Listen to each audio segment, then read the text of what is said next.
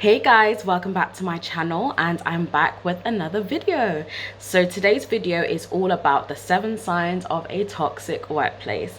Now if you do hear a little humming in the background, that is my fan, because if you've been watching my videos then you'll know my flag gets very hot. So kicking right off to the first sign of a toxic workplace. Now I have worked in several, in smaller businesses as well as big corporates, and they're all common trends that I've seen in all of them. So it's very important signs to look out for if you are going for interviews, or if you're stuck in a job and you're really questioning whether you should remain there or you need to bounce. So the first sign of a toxic workplace is high staff turnover.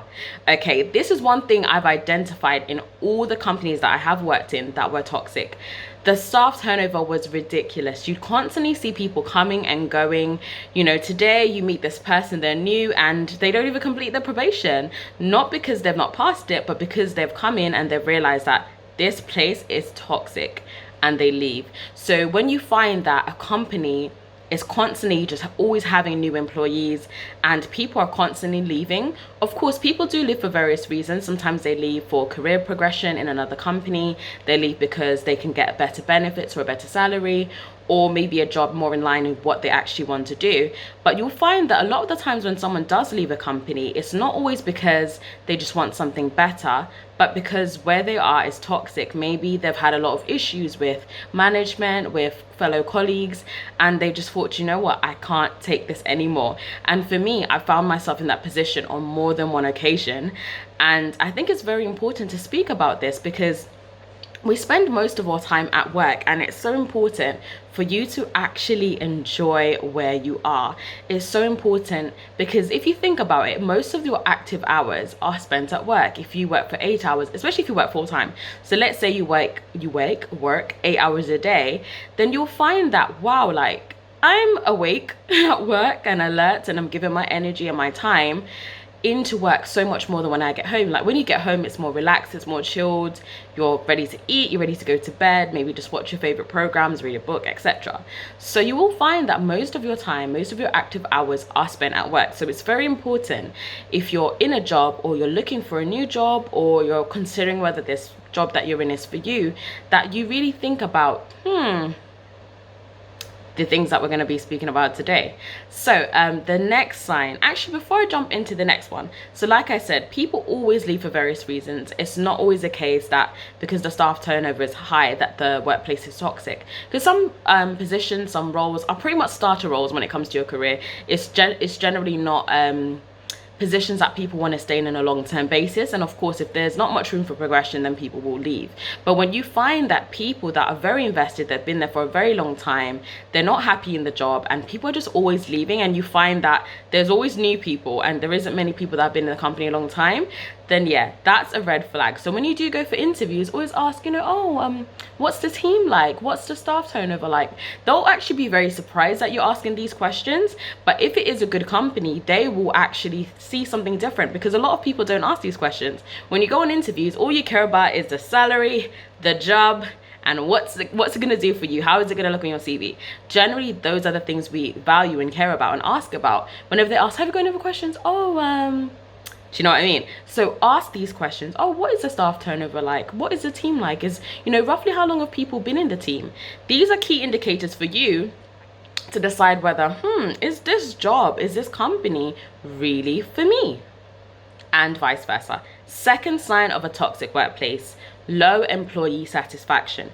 Now, I want to be very clear with this one, because you will always have your Debbie Downers. You will always have people that want to complain about everything. Things could be perfect in the company and they will still find something to complain about. Now, I'm not talking about these kind of people. I'm talking about hard workers, people that have been in the company a long time, people that are committed to their job, genuinely, you know, give their best, but still they feel undervalued. They feel that their salary doesn't match, you know, the level of work effort that they're putting into it. Also, when there isn't really some recognition for, you know, the hard work that people put in, even if it's just an email to say, you know what, well done, thank you, like you've done a great job. When there isn't these things, people can feel undervalued. They can just feel like a number. I've worked in companies that management, like directors of the company, have been very vocal in the sense that they they pretty much see people as disposable. So there was even cases where there's certain people that they wanted to leave the business, they wanted them to leave because they didn't see any value in that person. And now for me, that made me think, wow, okay, if you think that about other people, what are you thinking about me? And it's very important for you to understand that if you run a business, if you are a business owner or an aspiring business owner, your employees can make or break your business because they're on the forefront. They're the ones selling your products. They're the ones looking after your customers on ground level. And if they don't do things in a proper way, they're going to damage your reputation. So it's very important for you to invest in your staff, to have people that actually want to be at work, people that are motivated, people that are willing to give their best. This is very, very important. And when you have people like that, you have to show value. And value is not always in the salary. It could be other things, actual benefits, actually listening. You know, there's no point in doing yearly surveys on employee satisfaction and then there's nothing done with that information. There isn't any change. There isn't any strategies that are implemented to actually increase employee engagement. So it's very, very important that you find a place that people are actually satisfied. Like I said, there will always but always be people that are not happy, that will find something to complain about. That will always happen, and avoid those people, because honestly, especially when you're new into a company and you're excited and you haven't created a perception for yourself. If you surround yourself with people that are complaining, it's going to start to change the way you look at your workplace as well. You're going to start seeing the flaws, and there is no perfect company, there is no perfect workplace. Everywhere will have some issue, something that needs changing, because at the end of the day, we are dealing with people. So there will always be mistakes, there will always be, you know, things that are not handled properly, especially when it comes to management, because again, management are people, they're humans, they have their own issues and they don't always know how to manage that. So it's very important that you surround yourself with people at work that are positive, people that are going to add to you. Avoid the Debbie Downers, avoid the people that always got the office tea or always want to tell you, oh my gosh, you know what I heard? Oh, did you hear so-and-so is leaving? Run away. Stay away from those people, because they are just toxic in itself, and that does not help. Third thing, high demand and low salaries. Now, a classic sign of a toxic workplace is they have high demands. There's an influx of emails on a daily basis, all these emails, all these demands, all these crazy deadlines that cannot be met, and the salary doesn't even match. It's like they're asking you for first class but paying you underclass. It just doesn't make sense. And one thing that really irritates me about companies like this is because they really expect gold standard, and that what they're paying is copper. Not even copper. I don't know what's worse than copper, but you can think of something. But yeah, it's like, if you are going to be putting these high demands on people, if you're going to be expecting quality, you have to invest quality. The classics in a business that's going to be successful is investment. You have to invest money to make money. Now, if you're not investing in your staff, you can't be demanding these crazy demands. It's just not going to work. Or you will find that you have people, they will do the job, but it will be that classic, you know, when you go somewhere and you're like, hi, good morning, and the person's just like, good morning, yeah, what's your name?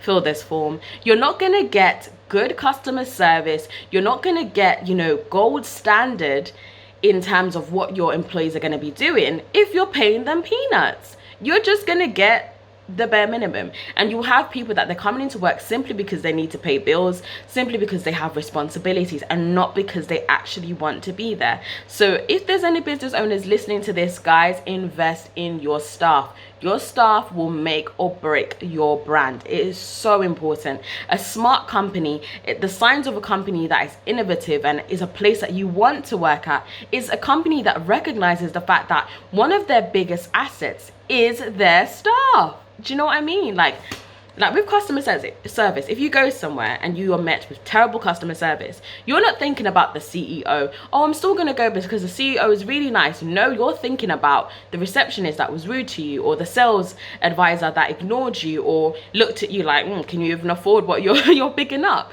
Do you know what I mean? That's what you think of. You don't think about the boss. You don't think about, oh, you know, they're such a great company. They have such a great standard. No, you think about the service that you're met with. So it's very important that you invest in your staff. So making high demands and not paying a salary that is decent, that is people can actually live on, and that is a living wage, it's just not going to work. You're going to find people constantly leaving.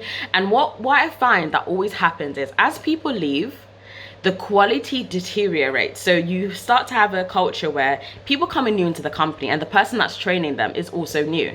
So what happens, especially if there isn't a standardized way of having your onboarding process, then you'll find that people are just learning scraps and bits of people's knowledge, which is not always a gold standard. I remember when I started in a company, and as part of my induction, which was basically thought of on the day of that I started, was that I went around to different managers and they basically gave me they taught me different things. But I remember, I will never forget, I had an induction with one of the managers who clearly, like, he was so honest with me about the fact he didn't want to be there. He did not want to be there. He was like, oh, the company's like this. He was giving me all the teas. I don't know, the bitter teas, I'm telling you. I'm talking about the real bitter teas. That's what he was giving me. And I was just like, wow, did they really think about this? Because this could scare someone off. Like, honestly, he was brutally honest and very vocal about the fact he hated the company. He didn't like how it operated, but yet he was in charge as part of my onboarding. Do you know what I mean? So I was just like, wow, okay, am I already planning my exit and I've just started? But needless to say, I did see some of the issues that he had told me about. But my point is, it's very important that you are rewarding your staff for what they're doing. Very important. Yes, everyone's irreplaceable, but there are some people that are assets. It's very rare to find people that genuinely care, that will give their best, even with a low salary. It's hard to find. So give value to your staff. Give value to them. Because if you don't, someone else will just headhunt and snatch them up and you'll regret it. Trust me. Next one. Very important one. Another sign of a toxic workplace is that it's very, very difficult to progress. In order to progress, you need to be part of an elite in the company. Any company that is difficult to progress in internally, there's a problem there. Because if you don't give value to the people you already have working for you and you'd much rather someone outside of the company, that makes me think, what's wrong with the people you've got? You know, it's either you don't have quality in terms of the people that you're hiring, or you want someone with a fresh perspective, which of course that makes sense, and sometimes that is good depending on the position. But when it's very difficult for people to progress within a company, that's one of the #1 reasons why people leave, because they feel like there's no room for them to progress, or the company makes it very difficult to progress. Or even you do progress, but then in terms of the salary that you're going to earn, there's not much of a difference. Like, there's a company I worked in, and any pay increase that you receive would always be, I think it was 2 or 3% of your current salary. Now let's imagine that your current salary is already very low. Now getting a increase of 2% or 3% of your annual salary is not much if it's already very low. But what always tends to happen is that when they do hire externally, people get paid way more than they would internally. So it really discourages people to want to progress within a company, especially if that's the kind of business model that you are met with. It was very limited in the sense that managers couldn't just decide, oh, okay, we're going to pay them around this amount. It was very fixed and very limiting in that sense. So that is another sign of a very toxic workplace, where it's very difficult for you to progress. It's kind of one of those places that you have to stay in the same position for the rest of your life with a very minimal increase in your pay and your responsibilities. Or sometimes responsibilities increase, but the pay does not match. Next one. Most employees are new. If you're dealing with a startup company, that's totally understandable. But if this is an established company that's been around for 10 years plus, and everyone is new, that is alarming. So a question to ask when you do go for interviews is, oh, you know, how long has a senior member of staff been in, you know, the role? That's a key indicator for you to know, okay, if someone's been there for 6 years, or let's say 4 years plus, because generally 3 years and people have moved on. So if you have someone that's been there for say 4 years plus, you'll know, wow, this person's really invested. This is like them going for a master's. So yeah, it can't be that bad. So it's very important for you to actually know, if you go somewhere and everyone is new, you gotta think, why is everyone new? Where is everyone else? What happened? Did they get raptured? Like, what's going on? So it's very, very important for you to ask these questions when you do go on interviews. Don't just be thinking about the salary, because there comes a point, if you are in a toxic workplace, where the salary is no longer a motivation. And I say this from personal experience, that in the beginning, yes, the salary is great. You're like, yeah, let's get it. You're excited. But then when it comes to the workplace stress, which I will do a video on, or maybe a podcast, let me know in the comments, you start to think, yeah, this isn't worth it anymore. This is not worth my peace of mind. So it's very important for you to find this out. Because if everyone is new, if it's a startup, we understand that, it makes sense. But if this is an established company and everybody is new, that's a sign to run. Run away. Because there's a reason why everyone is new. Okay, next one, 2 more and we are done for today. So my my sixth one is instability in management. Now this is a key indicator to know if a workplace is toxic. If management is constantly changing, you gotta think, what is going on in those board meetings? I've worked in a company that I managed that prior to me starting in my management position, there was 3 managers before me, all within the space of less than 2 years, which is very alarming. Even for my team, it took a while for them to trust me and feel like they could confide in me, because they had so many managers. Within the space of 2 years, to have 4 managers is absolutely terrible. It was either 3 or 4, I can't remember clearly. But that in itself, even for me, when they told me, I thought, wow, this is terrible. This is really bad. How can you have this many managers in such a short period of time? There's a reason. There is a reason. Do you know what I mean? And that in itself again shows that it's not always about the salary, because generally management positions pay more. So if you find that within a short period of time everyone is leaving, something is wrong. So that's another thing to look out for. If CEOs are always changing, or COOs, or whatever the position is, or even just management at ground level is constantly changing, then you've got to think, what is going on here? And you run. Okay? Don't put yourself in a toxic situation that you're later gonna regret. No point. It's just another explanation you'll need to give on your CV. Oh, why did you leave this place in such a short period of time? Do you know what I mean? So yeah, look out for the signs. And the last one I'm gonna give you, there's so many, but these are the 7 key ones that I've noticed over my 10 years of working. Last one, a closed culture. And what do I mean by that? Closed culture in the sense that it kind of links as well with the career progression, in the sense that they ask for feedback, but nothing gets done. If you're working in a company that's closed culture, that's toxic, whenever feedback is given, it's met with, okay, thank you. But that's it. Nothing changes. Of course, all the ideas that you have will not all be implemented. Sometimes they don't meet the business model. Sometimes they're not great, to be honest.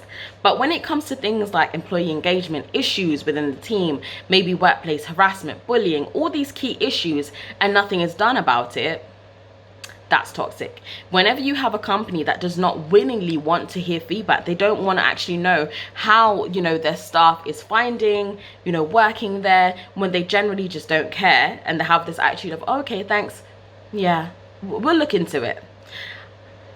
How many times have I heard we'll look into it and it was never looked into? So if the company does have a closed end culture, in the sense that feedback is not welcomed, or feedback is welcomed but there's a full stop to it, it's not investigated, it's not looked into, company procedures are not followed. Very key. If you find a company that in your contract, they're not following it. They tell you that you're going to be working Monday to Friday, but they slide in the Saturdays here and there, or they tell you you're going to earn a certain amount, but then after they come in with the clause that said, oh really, what we actually meant was toxic. Run away. Run away, guys. Run away. Trust me, I have been there, I have done that, I've got my t-shirt and I've returned it. Run away, because it just shows that if a company is not willing to keep their word, they don't care about your well-being. A closed culture company, a lot of the time, they don't care. If you're sick, they still want you to drag yourself to come in. They do. Because they're just thinking about the need that they have. They're not thinking about the fact that you're going to be there and, coughing all over the place. Pre-corona, now they would tell you to stay home. But yeah, it's terrible. Or even when people have a fear of taking time off work because they know they're just not going to get paid. but that's another story. So anyways guys, I really hope you enjoyed this video. Like I said, these were the 7 signs of a toxic workplace. So when you are going for those interviews, make sure you ask these key questions because they're very important. Don't just think about you showing the employer that you are the ideal candidate. You need to see whether that company is ideal for you. It's a partnership. It's not just you working and getting paid. You're not just doing them a favor, they're doing you a favor too. So it's an equal partnership. So always ensure you ask key questions. Never feel afraid to. If you feel fear and if it's not met with, you know, an acceptance to it, then you have to question, is this the place that I want to work in? So I do hope you guys enjoyed this video. Don't forget to like, to comment and subscribe. Do let me know in the comments what are the videos you want me to cover, because I'm here for it. I'm really enjoying sharing these videos with you. I love reading your comments and your feedback. It really means a lot to me. So anyways guys, have a great day. Make sure you share this video with a friend or with a family member that needs to read it, that needs to see, not read it, that needs to watch it, that needs to see it. And have a great day guys. I will be back with you guys next Wednesday. You can stay in contact with me on my Instagram page, so pkg_995. I will put it in the description box. But anyways guys, bye, and I'll be back with you soon.